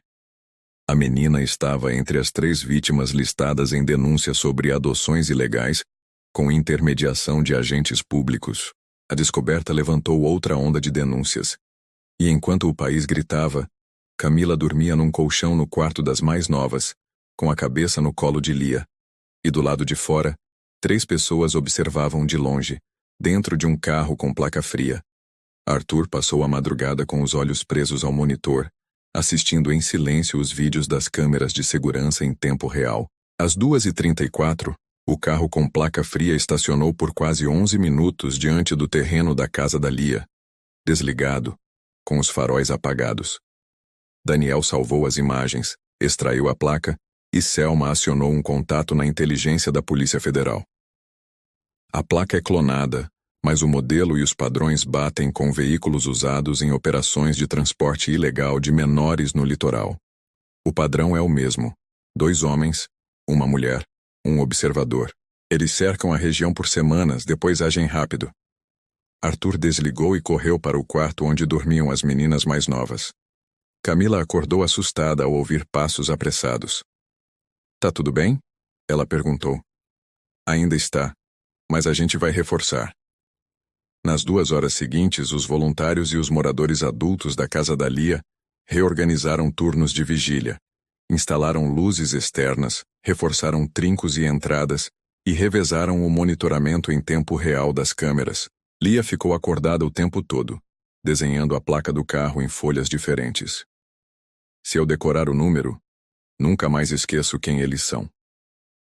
Às 5 da manhã, Rosa subiu até o telhado e instalou refletores improvisados com lâmpadas doadas. Selma enviou 2 agentes disfarçados para monitorar o perímetro. Mauro improvisou um plano de evacuação caso algum movimento suspeito acontecesse durante o dia. Marina preparou marmitas reforçadas para todos que iriam ficar na parte externa. Quando o sol nasceu, todos estavam exaustos, mas atentos. Camila passou a manhã em silêncio desenhando no canto. Cecília sentou com ela, pegou o papel e escreveu a palavra nome no canto. Camila olhou. Depois de alguns minutos respondeu: meu nome é verdadeiro, mas eu fui chamada por outro. Arthur assistia de longe. Pegou o caderno de Lia e começou a anotar o nome de cada nova criança com a data de entrada e a frase que diziam no primeiro dia. Ao lado escreveu: essa é a identidade que importa. Às 10 da manhã chegaram à casa da Lia 2 agentes da Corregedoria Federal, acompanhados por uma equipe da ONU que atuava com abrigos emergenciais em zonas de conflito. Viemos ver com os próprios olhos o que está acontecendo aqui, disse uma das representantes, uma mulher angolana chamada Silvia, que ficou tocada com o cartaz pintado por Lia. Um abrigo que não dorme. Eles passaram horas ouvindo os relatos, documentando a estrutura improvisada e coletando os dados das crianças, sempre com permissão legal e psicólogos presentes. Ao final, Silvia disse a Arthur: em zonas de guerra, eu vi escolas como essa. Mas aqui não é guerra de bombas, é guerra de esquecimento. À tarde, novas denúncias foram divulgadas. Um ex-dirigente da Fundação Betel admitiu em delação que havia repassado dados de crianças em situação de vulnerabilidade para intermediários em troca de contratos com verbas públicas. Ele citou nomes de políticos, pastores e empresários envolvidos, e mencionou uma sigla até então desconhecida: GCPN, Grupo de Custódia e Proteção Nacional. Isadora fez uma busca. Essa sigla não aparece em lugar nenhum. Mas há movimentações financeiras em nome de um instituto com essas iniciais no exterior. Valores altíssimos, oriundos de doações anônimas. Selma cruzou dados e descobriu que parte dessas doações eram lavadas por meio de eventos beneficentes que nunca aconteceram. A trama era internacional. E a casa da Lia havia se tornado não só evidência, mas obstáculo. Às 19h30, Arthur recebeu ligação anônima. Uma voz masculina, grave, disse: você está brincando com fogo, e todo fogo queima. Ele gravou a ligação, enviou para Selma, que conseguiu rastrear parte da origem. Veio de um telefone público no bairro do Brás, em São Paulo. Às 21h, a energia caiu na casa da Lia por 7 minutos. Um curto no transformador externo. Mas quando os refletores apagaram, as crianças começaram a cantar juntas, uma canção que Rita havia ensinado dias antes. Se o escuro chegar, eu acendo com o nome. Se o nome sumir, eu desenho de novo. Quando a luz voltou, Lia apontou para o mural e disse: agora ninguém esquece mais. Arthur decidiu naquela mesma noite que as crianças precisavam de mais do que proteção emergencial. Precisavam de reconhecimento. Ligou para Isadora. Quero registrar a casa da Lia como território de interesse social permanente. Vai gerar conflito político. Deixa gerar. Quero que esteja em lei, em papel, em pedra. Você tem apoio? Tenho mais do que isso. Tenho verdade. Ela riu. Então amanhã cedo a gente começa a redação do projeto. E naquela madrugada, enquanto a cidade dormia, um novo movimento se formava em torno da casa da Lia. Professores, artistas, juristas, arquitetos, médicos e mães organizavam um conselho informal que transformaria a fundação em símbolo de um novo modelo de cuidado coletivo. Um modelo que nascia de uma pergunta simples, feita por uma menina num parque. Posso orar por você, Senhor? E naquela noite, depois de tudo, Arthur orou de volta. O telefone tocou às 5h20 da manhã. Arthur acordou antes do segundo toque. Levantou devagar, já vestido do jeito que dormira, camisa social com as mangas dobradas e a mesma calça jeans do dia anterior. Do outro lado da linha, a voz de Isadora não fazia rodeios. Arthur, a comissão aceitou. A pauta vai a plenário em 2 dias. Mas precisamos de você calmo. Ele não respondeu de imediato. Apenas olhou pela janela da cozinha e viu Rosa varrendo o chão da varanda com cuidado, como se a limpeza fosse uma oração. Eu tô calmo. Só não sei se tô pronto. Você não precisa estar. Só precisa aparecer. Ele desligou. No corredor, Marina preparava o café com o cabelo ainda preso por uma faixa colorida. Acordou cedo? Hoje a gente não dorme. Nem que durma. Mauro surgia da lavanderia com um balde nas mãos. Teve movimentação na esquina de novo. 2 carros estacionaram por mais de 20 minutos e foram embora sem ninguém descer.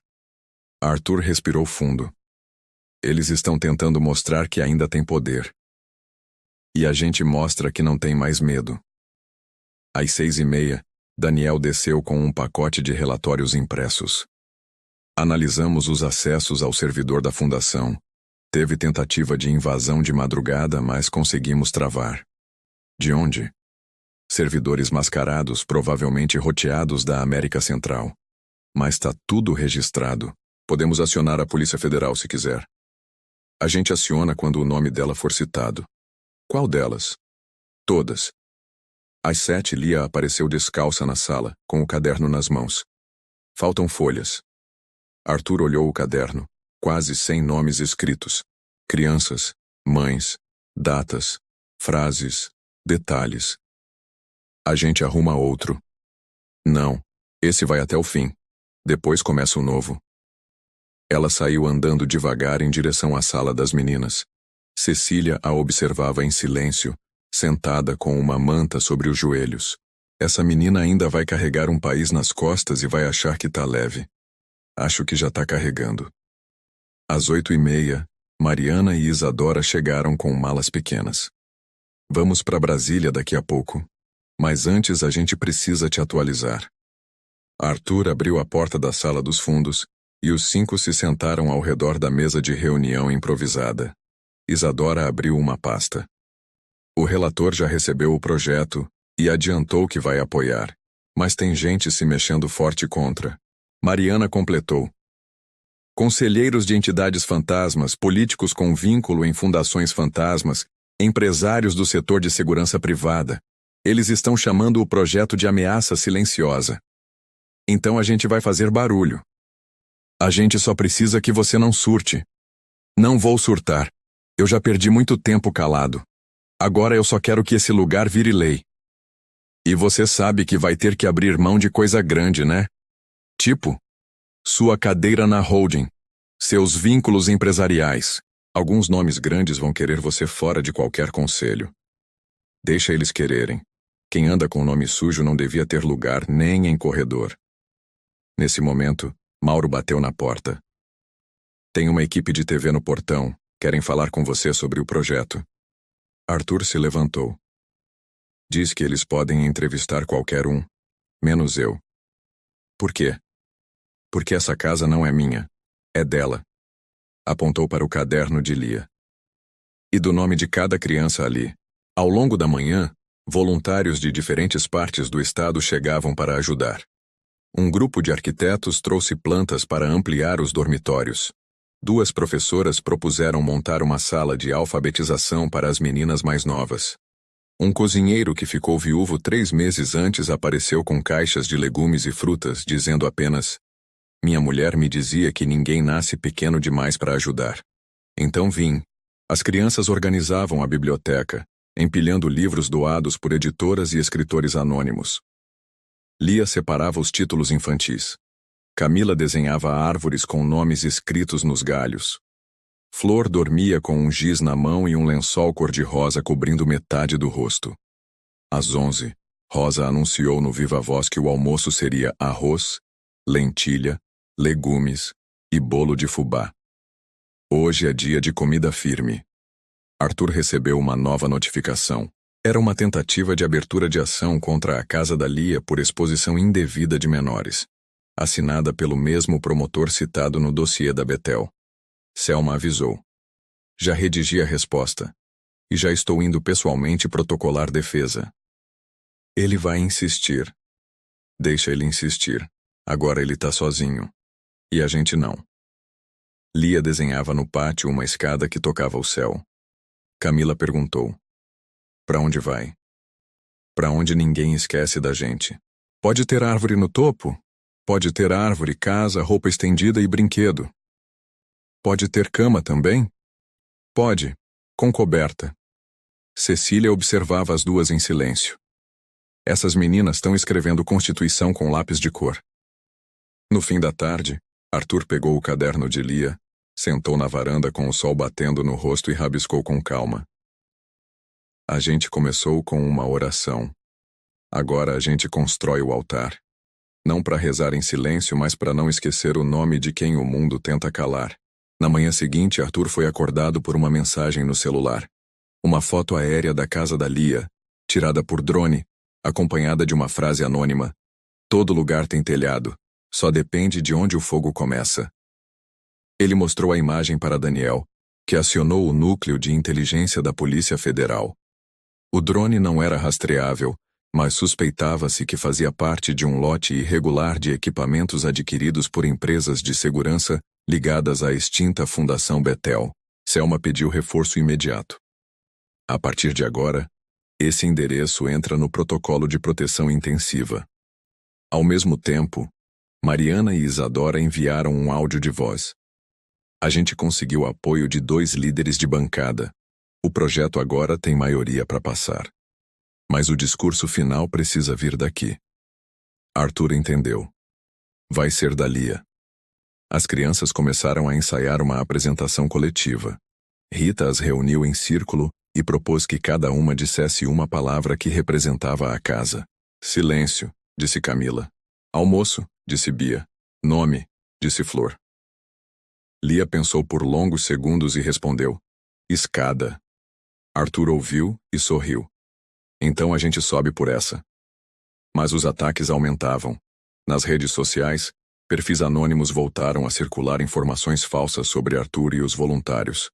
Uma montagem com fotos de Mauro foi usada para sugerir envolvimento em crimes antigos já prescritos.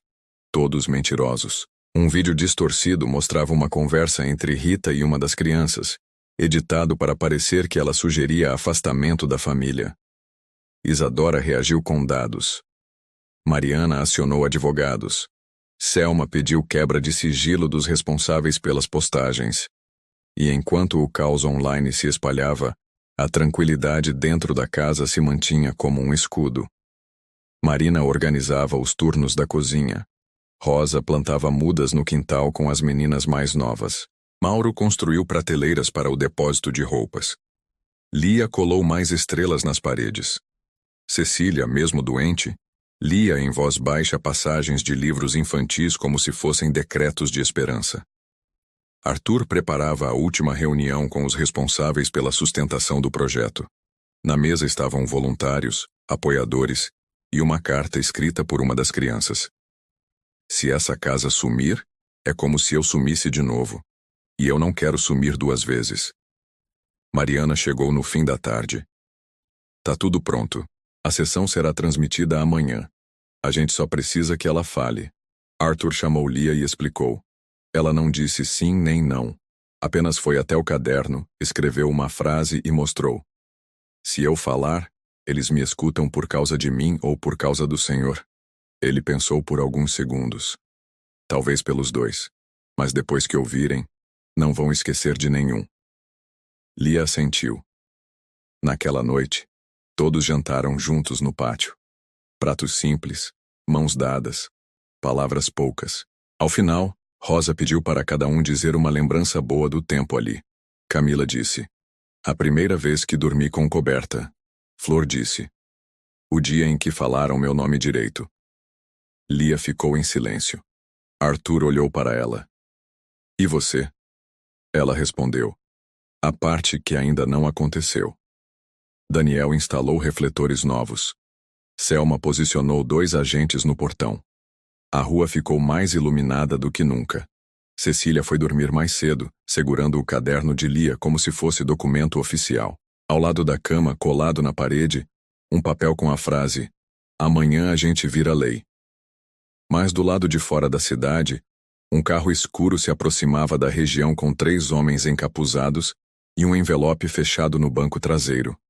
Dentro, o nome de Lia, e um mapa da casa, e a frase: "Ela é o centro, ela é o símbolo. Apaguem." Enquanto isso, na sala da casa da Lia, Lia recortava uma estrela nova, colava no caderno e dizia baixinho: "Para cada nome que quiserem apagar, eu deixo um desenho para lembrar." O dia amanheceu sem nuvens e com o vento mais frio do mês. Dentro da casa da Lia, todos já estavam de pé antes do sol aparecer. Marina organizava a cozinha com precisão. Mauro passava de quarto em quarto conferindo se todas as crianças estavam bem.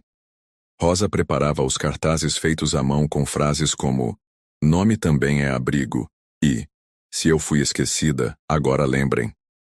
Selma posicionava agentes de segurança nos 4 cantos da rua. Daniel monitorava as câmeras e atualizava em tempo real os alertas no sistema de segurança. A votação do projeto de lei 1134-25 aconteceria às 10 horas da manhã. Mas desde às 6, a rua em frente à casa da Lia já recebia apoiadores. Um grupo de mães trouxe cadeiras e cobertores. Professores da rede pública organizavam um coral improvisado.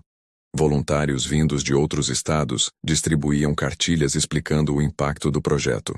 Lia, sentada no chão com o caderno no colo, escrevia uma última frase enquanto Camila colava uma nova estrela na parede de entrada.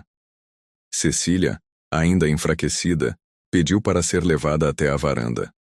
Mauro montou uma cadeira confortável com travesseiros, e ela ficou ali, envolta em cobertas, observando cada detalhe como se desenhasse com os olhos.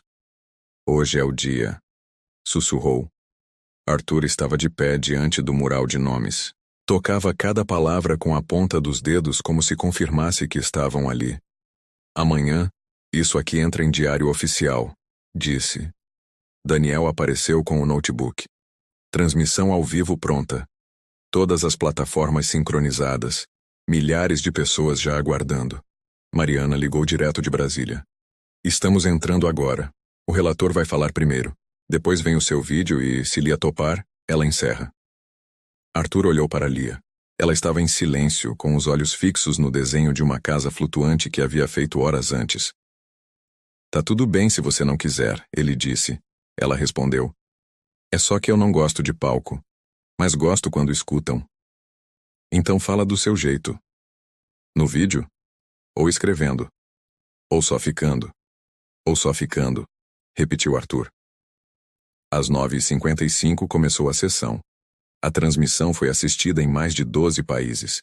O relator discursou por 4 minutos destacando o impacto social da Casa da Lia e os avanços estruturais que o projeto representava.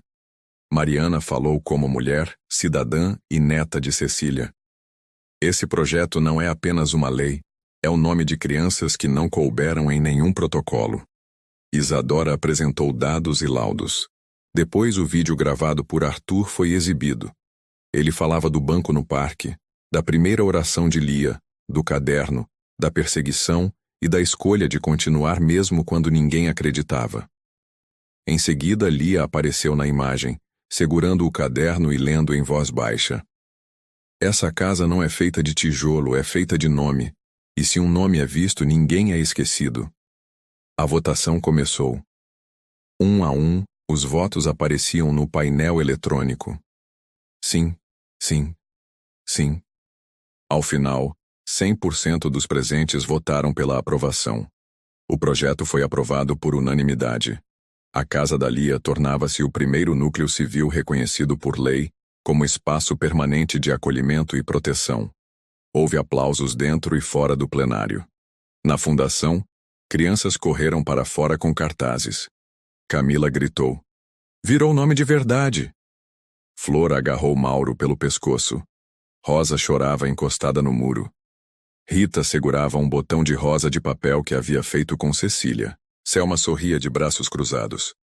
Arthur caminhou até a varanda onde Cecília dormia tranquila. Ele se ajoelhou ao lado dela. "A senhora conseguiu." Ela não abriu os olhos, mas apertou sua mão levemente.